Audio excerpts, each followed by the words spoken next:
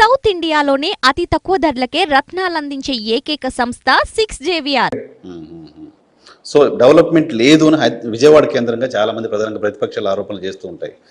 Only అందరికి పని చేస్తున్నాడు పప్పు బెల్లాలాగా, డెవలప్మెంట్ ఎక్కడ ఉంది. సో ఇది కైండ్ ఆఫ్ డెవలప్మెంట్ కదా. అంతే కదా సార్. సార్ కేవలం మా కాన్స్టిట్యున్సీ కాదు సార్, మా విజయవాడ నగరానికి దాదాపుగా 150 కోట్ల నుంచి 200 కోట్లు జగన్మోహన్ రెడ్డి గారు ఇచ్చారు. ఓన్లీ టౌన్కి ఫ్లైఓవర్లు, బెంచ్ సర్కిల్ ఫ్లైఓవర్ అది సగం చేస్తే సగం మేము పూర్తి చేసాం. ఇంకొకటి 2 సంవత్సరాలు అవి చేస్తాం. 2 years లో ఫినిష్ చేసాం. కనకదుర్గమ్మ ఫ్లైఓవర్ ఆపేస్తే మేము పూర్తి చేసాం. ఈ కార్యక్రమాలను ఎవరు చేశారు? జగన్మోహన్ రెడ్డి గారు చేశారు. ఓకే. సో ఇప్పుడు ఏంటి తూర్పులో మీరు డెవలప్మెంట్ చెప్పి ఓట్లు అడుగుతున్నారు? డెవలప్మెంట్ జగన్మోహన్ రెడ్డి గారి సంక్షేమంతో ఓట్లు అడుగుతుంది. అవతల పక్కాలు కులం, పార్టీ, మాది ఆ కులం, మీది కులం, మనందరిది ఒక్క కులము, కులాల బలాలతో వాళ్ళు మాట్లాడుకుంటున్నారు, వాళ్ళ సామాజిక వర్గం బలాలతో. కానీ నేను చేసిన డెవలప్మెంట్, జగన్మోహన్ రెడ్డి గారి నాయకత్వంలో మేము చేసిన డెవలప్మెంట్, ఇదిగో ఈ డెవలప్మెంట్ చేసాం. మీ ప్రాంతంలో రోడ్డు వేసాం, మీ ప్రాంతంలో పార్క్ కట్టాం, డ్రైనేజ్ వ్యవస్థ బాగు చేసాం, మంచినీటి సదుపాయం చేసాం. కాబట్టి ఈరోజు ఏ పదవి లేకపోయినా, ఏ అధికారం లేకపోయినా, కేవలం వెనకమాల జగన్మోహన్ రెడ్డి గారు ఉన్నారని చెప్పిన ఒక భరోసాతో ఏ విధంగా అయితే పనిచేసామో, మీరు ఒక్క అవకాశం ఉంది. 10 సంవత్సరాలు మీరు ఒక వ్యక్తికి అవకాశం ఇచ్చారు. 10 సంవత్సరాలు మీరు ఒక వ్యక్తికి అవకాశం ఇచ్చారు. ఈ 10 సంవత్సరాల్లో నేను పలానా కార్యక్రమం చేశాను అని చెప్పుకోవటానికి ఏమీ గారు అతని వైపు లేదు. కానీ ఈరోజు 2వ డివిజన్ నుంచి 22వ డివిజన్ వరకు పలానా రోడ్డు దగ్గర నుంచి, పార్కు దగ్గర నుంచి, వాటర్ పైప్ లైన్ దగ్గర నుంచి, వాటర్ ట్యాంకుల దగ్గర నుంచి ప్రతి ఒక్కటి గారా జగన్మోహన్ రెడ్డి గారి నాయకత్వంలో అవినాష్ చేశారని చెప్పుకోవటానికి చాలా ఉన్నాయి. కాబట్టి ఆ డెవలప్మెంట్ చూసి అందరిని గారా నేను బ్లెస్సింగ్స్ కోరుకుంటాను. కానీ జగన్మోహన్ రెడ్డి అధికారంలోకి వచ్చిన తర్వాత ఆంధ్రప్రదేశ్ రాష్ట్రంలో ఓ కులం పైన కక్ష కట్టారు, ఓ కులం పైన యుద్ధం చేస్తున్నారు లాంటి ఒక ఇంప్రెషన్ ఒక సెక్షన్ ఆఫ్ మీడియాలో కనపడుతుంది. మీరు ఆ కులానికి సంబంధించిన వ్యక్తి, మీరు ఆ కమ్యూనిటీలో ఇబ్బంది ఫేస్ చేయట్లేదా? మిమ్మల్ని కమ్యూనిటీ నుంచి వెలేశారు ఇలా రకరకాలుగా. సార్ ఒకటి సార్, అతి దగ్గరగా జగన్మోహన్ రెడ్డి గారిని చూసిన వ్యక్తిలో నేను 5 సంవత్సరాలు. చాలా మంది గారు చూస్తారు, ముందు నుంచి కూడా మీకు జగన్ గారి ఫ్యామిలీ, రాజశేఖర రెడ్డి గారు అంటే నెహ్రూ గారు బాగా అమితంగా ఇష్టం. తర్వాత జగన్మోహన్ రెడ్డి గారిని 5 సంవత్సరాలు నేను చాలా దగ్గరగా, ఎందుకంటే విజయవాడ పక్కనే విజయవాడ అవడం వల్ల, అనేక కార్యక్రమాల్లో వస్తాం వల్ల ఎక్కువ కలుసుకోవడానికి అవకాశం ఉండేది. జగన్మోహన్ రెడ్డి గారు అనే ఒక వ్యక్తి ఏ కులానికి వ్యతిరేకం కాదు, ఏ మతానికి వ్యతిరేకం కాదు. చంద్రబాబు నాయుడు వ్యతిరేకం అయితే కమ్మారికి ఎందుకు వ్యతిరేకం అవుతారు? కానీ అటువంటి పోర్ట్రేషన్ జరుగుతుంది. అలాంటి ఇమేజ్ క్రియేట్ చేసింది తెలుగుదేశం పార్టీ వాళ్ళే.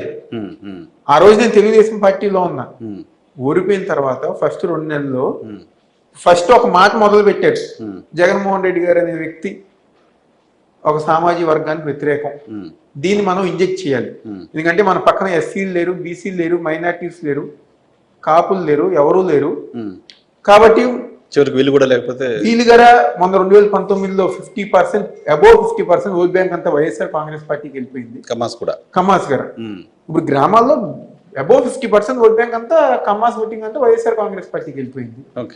సో మనకంటూ బ్యాక్ బోన్ ఎవరు లేరు. కాబట్టి జగన్మోహన్ రెడ్డి గారు అన్న ఒక వ్యక్తిని ఒక సామాజిక వర్గానికి వ్యతిరేకం అని చెప్పని మనం డెవలప్ చేద్దాం, ఇంజెక్ట్ చేద్దాం అని చెప్పి అన్నారు. ఆ విధంగా వాళ్ళకి సంబంధించిన సోషల్ మీడియాలో పార్టీ డెసిషన్ తీసుకుంది. తెలుగుదేశం పార్టీ ప్యూర్లీ డెసిషన్ అది. అది పార్టీ డెసిషన్ అడగని కానీ కనుక్కొని మీరు ఎవరినైనా ఎంక్వైరీ చేసుకొని మీ మీడియా ద్వారా మీరు పార్టీ ఆఫీస్ లో ఆ రోజుల్లో ఎవరినైనా ఎంక్వైరీ చేసుకోండి. వాళ్ళకి ప్రాపగానే మొదలు పెట్టారు. జగన్మోహన్ రెడ్డి గారు అనే వ్యక్తి ఒక సామాజిక వర్గానికి వ్యతిరేకం అని చెప్పని జనాల్లోకి ఇంజెక్ట్ చేస్తానికి వాళ్ళు చేసిన ప్రయోగం. దానికి ఈ రోజు వాళ్ళకి సంబంధించిన మీడియా కానివ్వండి, సోషల్ మీడియా కానివ్వండి, అదే విధంగా యాక్ట్ చేసేసరికి కొంతమందికి ఈరోజు నేను ఒకటే చెప్పుతున్నాను సార్, ఈ విజయవాడ నగరంలో తెలుగుదేశం పార్టీ అధికారంలో ఉన్నప్పుడు ఆ సామాజిక వర్గం నివసిస్తున్న ప్రాంతంలో ఒక్క రోడ్డు వేయలా, ఒక డ్రైన్ గట్ల, ఒక పార్క్ వేయలా. ఈరోజు మేము గొప్పగా చెప్పుకోగలం. ఎందుకంటే మొన్న కార్పొరేషన్ ఎన్నికల్లో కూడా ఆ ప్రాంతాల్లో మా పార్టీ ఓడిపోయింది. 21 స్థానాల్లో 14 స్థానాలు మేము గెలిచాం, 7 స్థానాలు తెలుగుదేశం పార్టీ గెలిచింది. ఆ ప్రాంతాల్లో కూడా దాదాపుగా ప్రతి ఒక్క డివిజన్ లో 15 కోట్లు 20 కోట్లు 25 కోట్లు చివరికి గద్దె రామోహన్ నివసిస్తున్న ప్రాంతం 12వ డివిజన్ ఆ ప్రాంతంలో కూడా 13 కోట్ల రూపాయలతో అభివృద్ధి కార్యక్రమాలు జగన్మోహన్ రెడ్డి గారి ప్రభుత్వంలో జరిగింది. కనుక్కొని మీరు డిబేట్, ఓపెన్ డిబేట్, ఏ డివిజన్ కి రమ్మన్నా అవతల పక్క తెలుగుదేశం పార్టీ నుంచి గద్దె రామ్మోహన్ గారు వస్తారో ఇంకెవరు ఎవరినన్నా రమ్మని చెప్పండి, నేను వస్తా. లేదు మా కార్యకర్త వస్తారు, మా నాయకులు వస్తారు. 5 సంవత్సరాలు వాళ్ళేం కార్యక్రమం చేశారు, ఈ 5 సంవత్సరాలు మేమేం కార్యక్రమాలు చేశాం, 5 సంవత్సరాలు వాళ్ళు ఎంతమందికి సంక్షేమ కార్యక్రమాలు అందించారు, ఈ 5 సంవత్సరాలు మేము ఎంతమందికి సంక్షేమ గద్దె కార్యక్రమాలు. రామ్మోహన్ గారు కూడా చెప్తున్నారు కదా, ఆయన ఓన్గా స్వయంగా ఆయన డబ్బులు ఖర్చు పెట్టి అభివృద్ధి సంక్షేమ కార్యక్రమాలు ఇక్కడ చేస్తున్నారు నియోజకవర్గంలో.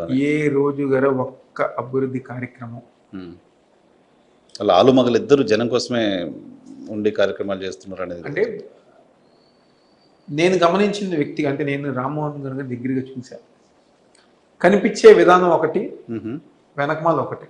అవునా? రామ్మోహన్ గారు అంత అంటే నాకు తెలిసి అంటే బ్యాక్ స్టాబింగ్ పొలిటీషియన్ నాకు జన్మలో ఎవరిని వల్ల చంద్రబాబు గారి తర్వాత రామ్మోహన్ గారిని చూసింది. ఎవరిని బ్యాక్ స్టాపింగ్ చేశారు? అందరినీ చేశారు. పార్టీ వాళ్ళు యలమంచిలి రవి గారిని ఏం చేశారు? ఓకే. యలమంచిలి రవి గారిని ఏం చేశారు? 2014లో టికెట్ ఇస్తామని చెప్పని యలమంచిలి రవి గారిని తీసుకుంటే చివరికి ఎందుకు ఇవ్వాల? తర్వాత మళ్ళీ పార్టీ నుంచి బయటకు వచ్చేదాకా ఎవరు ఇబ్బంది పెట్టారు? మమ్మల్ని ఎవరిని ఇబ్బంది పెట్టారు? అవునా? మీరు గద్దె రామ్మోహన్ బాధితుడా? బాధితుల అనేది పక్కన పెడితే తెలుగుదేశం పార్టీ అంటే చంద్రబాబు తెలుగుదేశం బాధితులు మేము ఉన్నాం. చంద్రబాబు తెలుగుదేశం బాధితులు. ఓకే. రామారావు గారు తెలుగుదేశం కాదు ఇది.